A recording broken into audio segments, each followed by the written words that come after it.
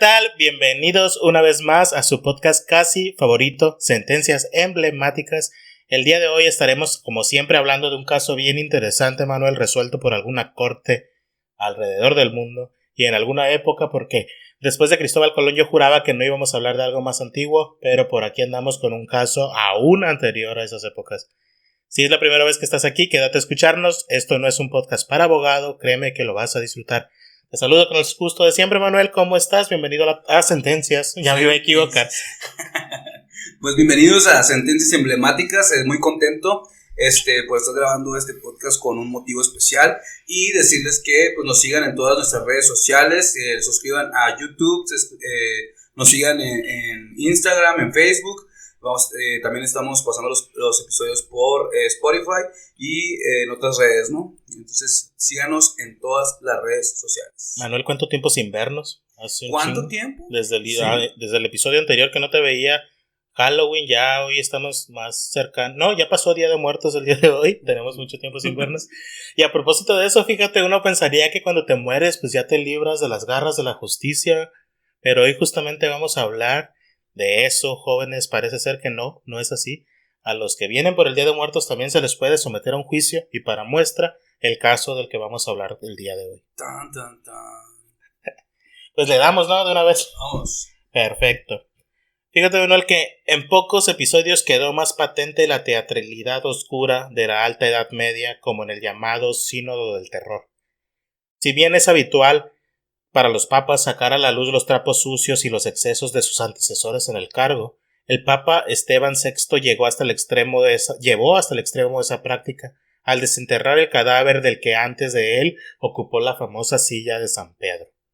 Poco pudo hacer el cadáver putrefacto del Papa Formoso, que asistió al proceso judicial ataviado con los honores de cualquier papa, sin decir una sola palabra, como es costumbre entre los muertos, para evitar que fuera declarado inválido su papado y se anularan todas sus ordenaciones. Ahí no pudo hacerle el que cayó otorga, ¿ah? Porque... Pues sí se la aplicaron, déjame decirte. ¿Algo que decir en su defensa? No, bueno. Que conste, juez, no dijo nada. ¿Hable ahora o cayó? O muerto y cayó para siempre. Hoy hablaremos pues del caso llamado Concilio del Terror, también conocido como Concilio Cadavérico, Sínodo del Terror o Sínodo del Cadáver. Todos están muy vergas. Exacto, están chingones los nombres. Nombres comúnmente dados al juicio eclesiástico sometido al Papa Formoso, celebrado en la Basílica de San Juan de Letrán en Roma en enero, Manuel, de el año 897. Ahora sí nos pasamos de lanza. La situación política en aquella época en Italia era sumamente explosiva. Estábamos en el siglo IX. Y cuando murió el Papa Juan VIII, que era un hombre de gran carácter, le sucedió en el cargo Esteban V, que era literalmente el polo opuesto, lo que ocasionó que los problemas con las iglesias del norte de Alemania y el oriente de las Galias se agudizaran. El Papa, muy a su pesar, se vio mezclado además en cuestiones meramente políticas que afectaban a Europa y por supuesto a Italia, que era una especie de conjunto de reinos de taifas o feudos, como conocemos por acá, en los que todos querían mandar. La anarquía imperaba en toda la península, y Guido, duque de Spoleto, apoyado por una fuerte facción, quería coronarse emperador. Por su parte, Arnolfo, que era de Alemania, aspiraba a la corona considerándose heredero legítimo de Carlomagno, nada más. Arnolfo, no Adolfo, se confunde. Sí, no me equivoqué. Yo sé que me trabo un chingo, pero así se llama, Arnolfo, no Adolfo. Adolfo de Alemania lo vamos a hablar quizá en otra ocasión. Este también era de Alemania, pero era Arnolfo. En fin, Esteban V solicitó que Arnolfo acudiera a limpiar a Italia de paganos y malos cristianos, entre los que consideraba incluidos el clan de los Spoleto. Pero Arnolfo no pudo acudir a Italia para responder al llamado del Papa, y Guido de Spoleto aprovechó la ocasión para exigir al Papa que le coronase a él como emperador y a su hijo Lamberto como rey de Italia. Esteban V, la neta ya nada más que nada para evitar la guerra, cedió pero no los alcanzó a coronar, sino que se murió un poco después, en el año 891. Entonces se trató de elegir un sucesor para la silla vacante de San Pedro. Se reunieron los obispos y los notables del clero, hombres notorios de la iglesia y de todas las clases del pueblo, y eligieron como sucesor al anciano y virtuoso obispo Formoso, que hacía tiempo era obispo de la ciudad de Porto. Porto era un antiguo puerto, de Lacio en la orilla derecha del Tíber y en su desembocadura. Lo había construido el emperador Claudio y más tarde Nerón le dio el nombre de Portus Augustus. Ya ves que eran bien arrogantes en aquel tiempo. El ego acá de... Se va a llamar como yo, no se va a llamar de ninguna manera. De este puerto tomó el nombre la vía Portuensis, que de Roma llegaba hasta la moderna Ponte Gala. ¿Qué es eso, güey? Sepa la chingada, son ciudades. ahí decía. Y yo sí eran nombres chidos las ciudades. Sí, exacto. Aunque eran de nombres de personas famosas, de los mismos de ahí, pero pues no eran nombres como ahorita, ¿no? Que no se quedan en la cabeza. Lo que sí entendemos es que la elección de Formoso era una contravención del derecho canónico, ya que se encontraba prohibido el traslado de una sede a otra. O sea, él era obispo de Porto y no se podía trasladar a ser obispo en Roma, pues, básicamente. Además, Formoso, a quien sus contemporáneos reconocían como un hombre de increíble pureza de costumbres, para lo que estaba acostumbrado en esa época por lo menos, y que se le calificaba como un hombre de extrema austeridad, se le acusó, sin embargo, de ser un hombre ambicioso del poder. De hecho, decían muchos autores que él quería ser papa desde que era obispo de Porto. Y la neta es que tuvo un chingo de conflictos políticos este señor Formoso desde que era papa Nicolás I, güey, porque él tenía opiniones políticas que lo hacían divergente a las opiniones del resto de los italianos, por lo menos. Él prefería a un gobernante de Bulgaria o de Alemania y lo manifestaba, lo decía directamente, y esto le ocasionaba pues muchos enemigos. Ya siendo obispo de Porto había tenido problemas con el papa Juan VIII en abril del 876 y ese mismo papa los condenó de hecho in absentia, o sea sin su presencia, a los cabecillas de una rebelión romana y entre ellos incluyó a Formoso, al obispo. No se sabe, no está muy clara la relación que tenía con esta rebelión, pero sí estaba muy claro que Juan VIII ya era enemigo político de Formoso, entonces a lo mejor nomás por... Sí, tenían encontradas ideologías políticas y esto hacía que fuera un blanco. Exactamente. El Papa lo depuso de su cargo y le reprendió severamente. En otras crónicas se dice que en el 867 Formoso había sido enviado a Bulgaria como misionero por el Papa Nicolás I, pero siendo contrario a Carlos el Calvo fue desterrado en el año 876 y privado de su obispado por Juan VIII. Pero Formoso humildemente fue como que a disculparse con este señor, con el Papa Juan VIII, y este le perdonó, le absolvió de sus culpas, y de hecho le regresó su nombramiento en Porto, pero le hizo jurar que no se iba a volver a parar en Roma. Por ningún motivo. Dicen los historiadores que la neta lo que pasaba es que Juan VIII ya lo veía como un rival. Ajá. Y sabía que eventualmente Formoso iba a aspirar al papado. Y por eso le dijo, pues jura que no vas a ir a Roma por ninguna circunstancia. Y por va. Ninguna. Por ninguna. Papa. Exactamente. A la muerte de Juan VIII fue nombrado como papa el Papa Marino, valga la redundancia.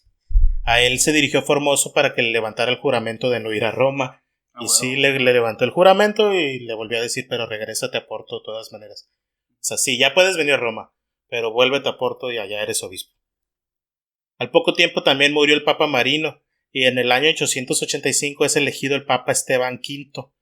Quien le consagró fue precisamente el obispo Formoso, digamos que el que le tomó protesta, ¿sabes? Como ocurre. Oye, pero que casi no duraba, ¿no? O sea, que bueno, estoy viendo aquí que las fechas son bien poquitos tiempos. Exactamente. De hecho, algunos historiadores de la iglesia dicen que en esa época en un periodo de 10 años hubo 11 papas. Y de hecho no queda muy claro ni siquiera quién iba primero y quién después. O incluso hay algunos nombres como el de Adriano III, que no están ni siquiera seguros si fue papa o no fue papa, ¿sabes?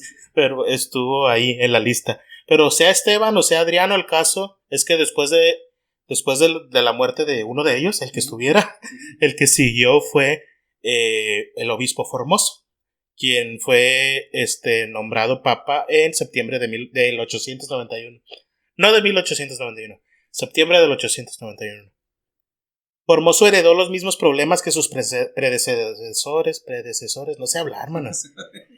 El emperador Guido de Spoleto, el año del 892, pidió al ya papa Formoso que diese a su hijo la corona imperial. Su preocupación era que el hijo no se asegurara de la sucesión, pues porque en ese periodo era periodo de guerras, güey. Como te digo, había temas con Bulgaria, con Alemania y Francia y la propia Italia se estaban disputando los reinados. Formoso no tuvo más remedio. Contra su voluntad, le dio la corona a este señor, al hijo de Guido, de Spoleto. El 30 de abril de ese mismo año, Formoso se trasladó a Ravenna y colocó la corona en la frente de Lamberto de Spoleto, aunque de muy mala gana y forzado por las circunstancias. Al igual que sus predecesores, solo lo hizo para evitar la guerra, ya que consideraba que los espoletanos eran malos cristianos y usurpadores del derecho eclesiástico, y autores de muchas vejaciones a la iglesia. O sea, eran los malos, pero pues son los que estaban. Entonces, tenía que calmar pedos. Tenía que aceptarles y pues es que era una cosa difícil que me imagino que muchos están pensando ahorita, ¿no? La forma en que coexistía el imperio de la iglesia con los imperios que se estaban gestando, ¿no? Entonces era o se las doy o pues, pongo en riesgo la subsistencia de la iglesia, ¿no? Sí, exactamente, ponías en riesgo. De hecho, es casi lo que provocó el caso del que estamos hablando el día de hoy, justamente los problemas entre los gobernantes y la iglesia. En el 893, Formoso, muy disgustado con los espoletanos, pensó en invitar a Arnolfo, el rey de Alemania, para que viniese a Italia a defender la herencia de San Pedro contra la tiranía de aquellos malos cristianos.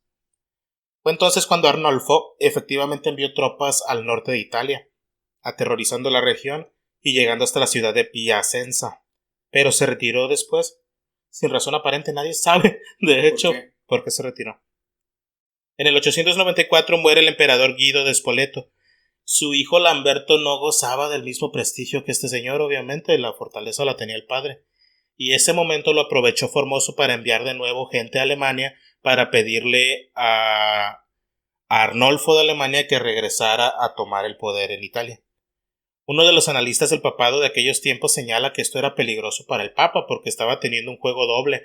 Por un lado estaba diciendo que él estaba bien con los Spoleto, pero al mismo tiempo estaba buscando en Alemania a quien viniera a chingárselos, sí, ¿sabes? Que diría... una doble cara ahí que... Exacto. Y pues Arnolfo, el de Alemania, cuyo deseo era reconstruir el imperio de Carlomagno, aceptó la propuesta del Papa y atravesó los Alpes, llegando a Pavia en el año de 895. Y en febrero ya llegó directamente a las puertas de Roma. Sin embargo, la gente de Lamberto, o sea, los espoletos, estaban esperándolo en la puerta de Roma. Ya sabían que iba a haber bronca y querían defenderla. Sin embargo, los espoletos se dieron cuenta que la gente que venía de Alemania eran muchos más y prefirieron huir. Ya no hicieron nada, se fueron. Los alemanes fueron recibidos por el Papa ceremonialmente en 896. Formoso acogió a Arnolfo en el atrio de la Basílica de San Pedro y puso sobre su cabeza la corona imperial de Carlomagno. O sea, ya había pasado el poder de los Spoleto al Carlomagno, según que es Arnolfo. Descendiente. A su descendiente, exacto. El siguiente paso era obtener la sumisión del otro emperador. ¿Te ayudo? Perdón. El siguiente paso era obtener la sumisión del otro emperador, Lamberto. Pero la madre de este, que se llamaba Agiltrude, era más brava que su hijo y se negó a permitir que su hijo aceptara la sumisión. Arnolfo se disponía a lanzar sus fuerzas contra los Spoleto cuando repentinamente cayó víctima de una parálisis que, según Hover, era la enfermedad hereditaria de los carolingios orientales, o sea, los descendientes de Carlomagno. Esta enfermedad le obligó a retirarse y a salir de Italia, ocasión que aprovechó Lamberto y su madre para entrar en Roma con sus huestes. De hecho, se piensa que eso fue lo que pasó también la primera vez. Cuando dicen que se retiró sin ningún motivo aparente, piensan que ya le había pegado una de esas parálisis y que le pasaba frecuentemente. Y por eso dijo, ¿sabes qué? Mejor exacto. antes de que pase otra cosa. ¿Qué sucedió entonces? Las crónicas de la época son muy pocas y parcas al respecto, pero el día 4 de abril del 896, que era día de Pascua por cierto, dicen que el Papa Formoso moría de una muerte violenta. No hay noticias de cómo murió, solo se sabe que murió de una forma violenta, pero pues se cree por supuesto que la gente de Lamberto pues es la que le dio muerte al Papa. Sus restos fueron enterrados junto con los de sus predecesores en el atrio de San Pedro. Y fue entonces cuando se organizó un movimiento popular que elevó a la silla papal a un sacerdote de nombre Bonifacio, que ascendió bajo el nombre de Bonifacio VI.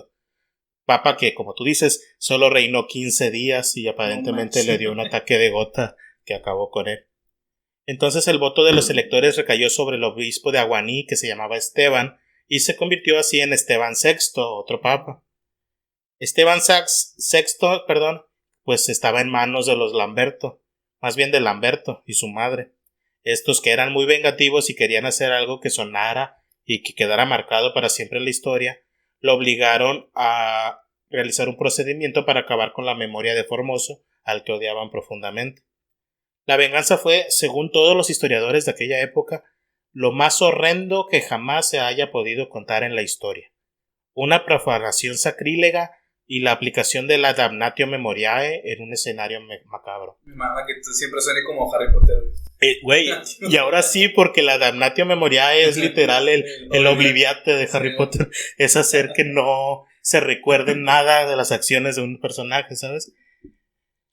Las fuentes para conocer aquellos hechos no son demasiadas, pero existen algunas actas sobre ese concilio que nos cuentan precisamente que la damnatio memoriae o el obliviate de aquellas épocas ya se conocía en la antigua Roma, recayendo en el pasado contra Nerón en el año 68, literal en el año 68, Julián en el 193, Máximo en el 238 y Comodo en el 92, creo, 192. Nerón, después de una vida de locuras infinitas, acabó suicidándose, lo que llevó a su dinastía a un final ignominioso, y por ello fue el primer emperador que sufrió la aplicación de la damnatio memoriae, por medio de la cual su reinado fue oficialmente borrado de los anales de la historia oficial de Roma.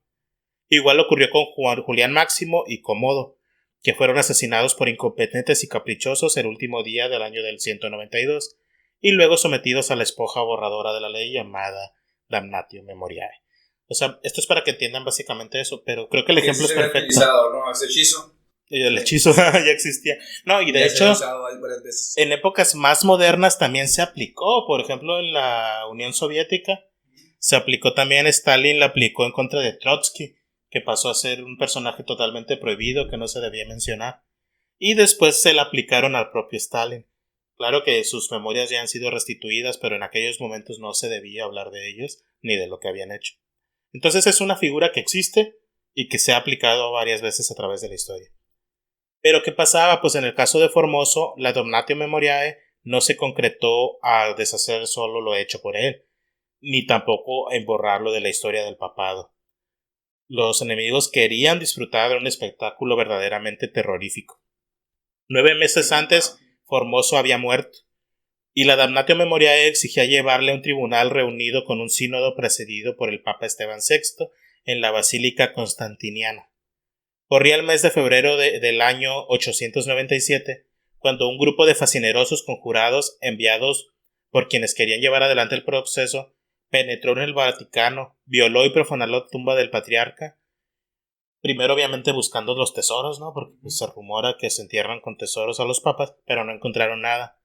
Luego sacaron el cuerpo en avanzado estado de putrefacción y en parte momificado, de Formoso, del Papa Formoso. El Concilio Romano del 898 dice en su canon primero, claramente, Esteban hizo colocar el cuerpo de Formoso ante un tribunal. Con estas escuetas palabras nos da una idea de lo que debió ser aquella escena. Se puso el cadáver. O sea, ni siquiera con un féretro, nada, o sea, el cadáver ahí. No, de hecho está bien denso, güey, porque lo pusieron con todas las joyas propias de los papas y con la mitra y todo vestido de papa, pero pues era un cadáver, era básicamente un esqueleto ya. 9 meses tenía en estado de putrefacción. Un hedor terrible emanaba de los restos cadavéricos. A pesar de todo ello, se le llevó al tribunal, como te digo, revestido con todos los ornamentos sagrados, incluyendo la mitra papal sobre la cabeza casi esqueletizada, donde las vacías cuencas le pululaban gusanos destructores, los llamados trabajadores de la muerte. Sentaron a la momia semiputrefacta de Formoso, revestido en un sillón, atándolo para que no se fuera a resbalar. Sí, pues. Un chavato no se quería ni detener solo. ¿Cómo se hace, los? ¿Un títer? No, güey. Ya sé, güey. Qué triste. No, no seas blasfemo. A ver, esto obviamente tiene que ver con la religión, pero, o sea, no es nuestra intención burlarnos ni nada, ¿verdad? Creo.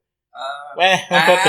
A ver, ustedes también se pueden burlar de todo lo que yo creo sagrado, no se preocupen, como Oye, nada, pero pues, Pokémon y Doctor House. Sí. Nah, pero okay. No mames, güey, o sea, imagínate ahí todavía, tener que... realmente estaban encasillados en querer hacer algo que quedara para la historia y creo que le salió muy bien, ¿no? Sí, machín. Pues ni tanto, porque esto no es tan famoso como podrías pensar, ¿eh? Yo le pregunté a personas muy religiosas y no saben de este acontecimiento. ¿Viste el Vaticano? No, eso sí. Chin, me falló. Lo siento, amigos. La próxima investigaré más. No, es que Panchito investiga muy bien, o sea, investiga mucho. Dije que es capaz de que mande una carta al Vaticano o algo así, pues. Aún así, Manuel, fíjate que tuvo una defensa técnica este señor. Un diácono fue nombrado como abogado de oficio para que hablase en nombre del difunto, de pie junto al cadáver. Los clérigos y jerarquías eclesiásticas se sentaron en sus... Con eso con el olor, güey, no mames. Ya sé. Los clérigos y jerarquías eclesiásticas se sentaron en sus sitiales y el Papa Esteban VI en su silla, y él era el que presidía el llamado Concilio de la Muerte. Pues comenzó el juicio. Güey, esos nombres no se escuchan muy religiosos, que digamos. Güey, el Concilio de la Muerte pudo ser el último libro de Harry Potter, no mames. O sea, sí. Perfectamente. O sea, después de las reliquias, pues el Concilio de la Muerte. Comenzó el juicio. Un escribano tomaba nota de lo que se decía y comenzaron las acusaciones seguidas del interrogatorio al cadáver del antiguo papa. Güey, le hicieron un interrogatorio. ¿Qué pedo con esta gente? La más grave de todas las acusaciones era por una ambición culpable del Papa Formoso, ya que había cambiado su sede episcopal de Porto a la ciudad de Roma. Y luego a la tumba. Y luego a la tumba. Lo cual sí estaba prohibido, pero es muy curioso, ¿no? Porque a mí me resulta lógico que si eres nombrado Papa, pues te vas a Roma. Te vas a otra que es Roma, ¿sabes? Digo, a lo mejor me estoy perdiendo de algo porque de verdad en el derecho canónico estaba prohibido eso. Pero no entiendo entonces cómo funcionaba. Pues seguramente tuvo que haber una salvedad, pero pues si existiera esa salvedad no estuviéramos hablando de esto, ¿no? Pues sí, exacto. Y el diácono defensor y vocero del cadáver, temblando y con su voz apenas audible, como yo durante el podcast, respondía... Yo repitiendo palabras extrañas. Ya sé. Respondía con voz balbuceante, como yo durante el podcast. Sí.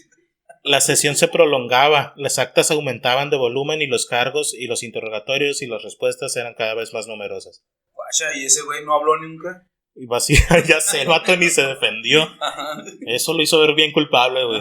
Sí, yo desde que se puso ahí oliendo el gacho, yo ya había dicho culpable. Ya sé, güey, pues llega aseado, que el juez te vea presentable. El vato nomás se puso la mitra, pero... con las pinches joyas, el bling bling, ya con eso ya la hice. Exacto. Pues ahí se sacó a la luz toda la vida del austero Formoso, yo iba a decir famoso. El austero Formoso. Buscando en ella cuanto pudiera pesar en la sentencia. Se le echó varias veces en cara su ambición desmedida y sus disputas siendo Mírate, lleno de joyas ahí. Sí. ¿Por qué vienes ambicioso, cabrón? Oiga, pero usted me las puso. Ajá. Cállate, estás muerto. Ok. Y ese güey, el diácono que pusieron de abogado. Ándale. También le echaron en cara sus disputas siendo obispo con el Porto, con el Papa Juan VIII, y se le tachó de perjurio, ya que se dijo que varias veces se le descubrió jurando en vano, y se sacaron a relucir leyes canónicas, güey, olvidadas, así de que buscaron en todos los códigos canónicos a ver de qué más acusaron. Chingar. Sí, machín, y no me dijo salud cuando estornudé, sí. O sea, de lo que sea le querían dar, ¿sabes? Y después... y luego, después de la muerte viene un juicio. ¿Qué se cree usted? ¿Jesucristo? Oye, la mayor blasfemia, sí es cierto. ¿Qué pedo ahí, iglesia? Bueno. Les falló, Y después de muchas horas de aquella horrible sesión de pesadillas, se dejó la causa lista para la sentencia. Poco pudo hacer el infeliz diácono, a quien le tocó aguantar a pie firme junto al cadáver para defender pues ya, a su representante. Es lo que te digo, o sea, ya con el olor ya le estaban pegando una chinga, güey. Era cómo se concentra en el juicio, ¿no, güey? Yo busqué muchas fuentes y en ninguna se dice que de verdad haya intentado defenderlo, ¿sabes? Solo balbuceaba cosas como, sí, tienen razón, o sí, okay. ¿Sabes? O sea, su defensa nomás consistió en confirmar los cargos y ya. Y se dictó sentencia. Despedido. Ya sé qué pinches. Es como los de oficio, ¿no? De aquí. No es cierto. Un saludo para los amigos, colegas. Al contrario, denme chamba. Se le dictó sentencia, güey. Se consideró y se le proclamó que el acusado había sido un indigno servidor de la iglesia, que había llegado a la silla papal en forma irregular y que por lo tanto era un papa ilegítimo y que todo lo que había hecho, decretado y ordenado durante su papado debía ser declarado nulo de toda nulidad. Ya hablaban así los abogados en aquella época. Falso de toda falsedad, Falso de toda falsedad. nulo de toda nulidad. Eso de verdad decía, no lo estoy diciendo ya. Incluidas, claro está, las ordenaciones, o sea, traducción. Todos los sacerdotes, cuando son ordenados sacerdotes, es por decreto del Papa en turno. Entonces, todos los sacerdotes que habían sido nombrados sacerdotes durante ese periodo perdían su ordenación sacerdotal. Y eso pasaba a volver nulos también, pues hasta los sacramentos y un desmadre, ¿sabes? Sí, pues los nombramientos esos que hizo, ¿no? También con los alemanes. Ya sé. Había que destruir todo lo escrito y dictado por él, revocar sus decretos y borrarle de la historia como si no hubiera existido. Se la pelaron porque aquí estamos hablando de él. Ya sé. Seguidamente, continuando con el ceremonial previsto para aquella damnatio memoria excepcional, la horrible momia fue despojada de todas sus vestiduras, símbolos o signos de su jefatura eclesiástica, los cuales le fueron arrancados violentamente. Solo se le dejó adherido al putrefacto cuerpo, el cilicio que el infeliz papa llevaba siempre en vida y en muerte como penitencia voluntaria. Sí, si ubicas lo que es el silicio. Esa es una sustancia, ¿no? Bueno, es un elemento químico, es sí. un elemento también. Que es venenoso, ¿no? Sí, pero no. El silicio es... ¿Has visto la película del Código Da Vinci? Sí. ¿No viste que el Silas, güey, traía unos fierros aquí en la pierna como para autotorturarse? Sí. Eso lo traía también el Papa. Lo traen mucho los sacerdotes y los miembros del Opus Dei y cosas así. Es como una forma de penitencia que ellos mismos se ponen por pensamientos impuros o para justificar cualquier cosa que hagan, pues. Al Papa, bueno, al cadáver del Papa más bien, se le cortaron... Al Papa ilegítimo se le cortaron los 3 dedos con que había impartido sus bendiciones, los cuales los quemaron y arrojaron sus cenizas al Tíber. Yo no sé cómo daba la bendición con 3 dedos, yo he buscado y cómo lo hacían. O sea, no sé, yo ni siquiera sé dar la bendición.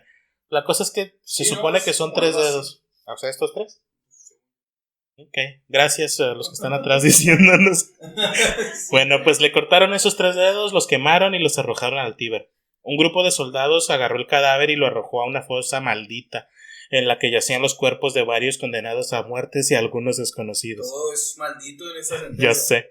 No contentos con eso, los salvajes partidarios de los de Spoleto, rugiendo de odio, asaltaron aquella tumba, tomaron nuevamente el cadáver de Formoso y lo arrojaron al río Tíber.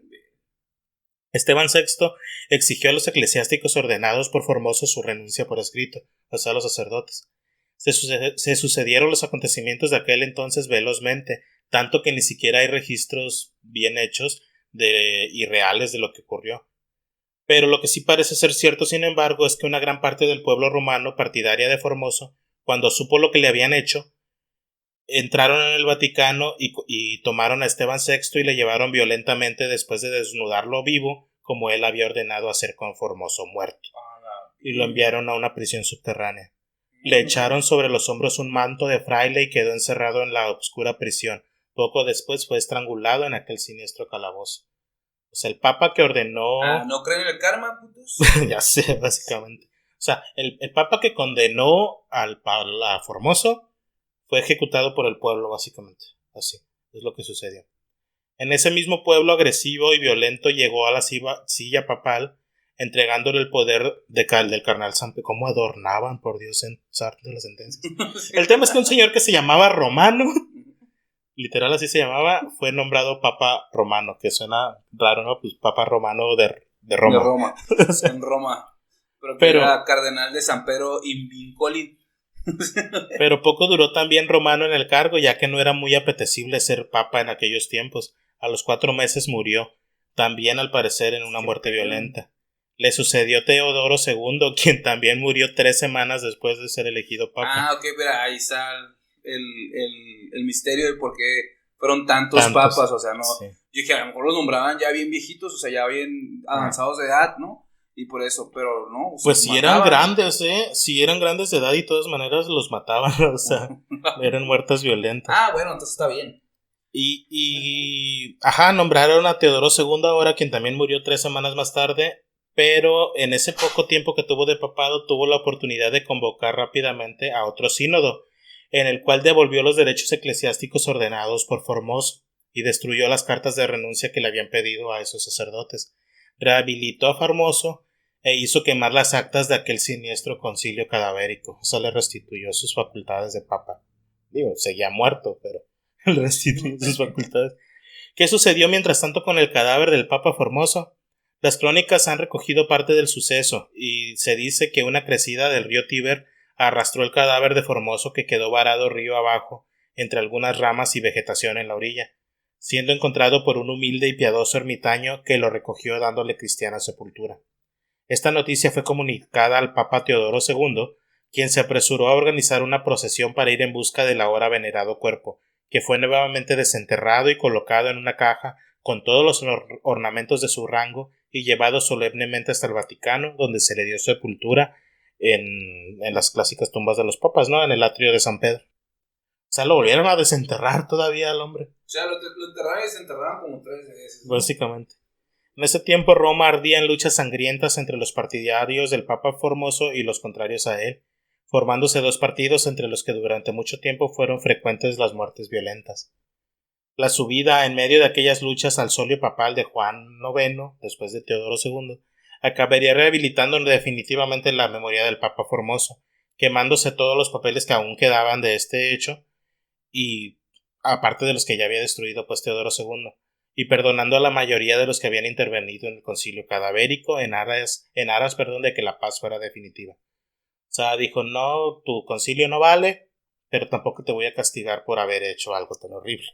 No, yo quiero paz, dijo este papa. Juan IX con sus indultos actuó de forma prudente. No bastaba, sin embargo, con aquello, ya que la rehabilitación de Formoso y de los clérigos ordenados además tenía que solucionar el problema de las coronaciones, por lo cual se dispuso que de ahí en adelante sería válida la elección de papas por los obispos y el clero, pero en presencia del Senado y del pueblo.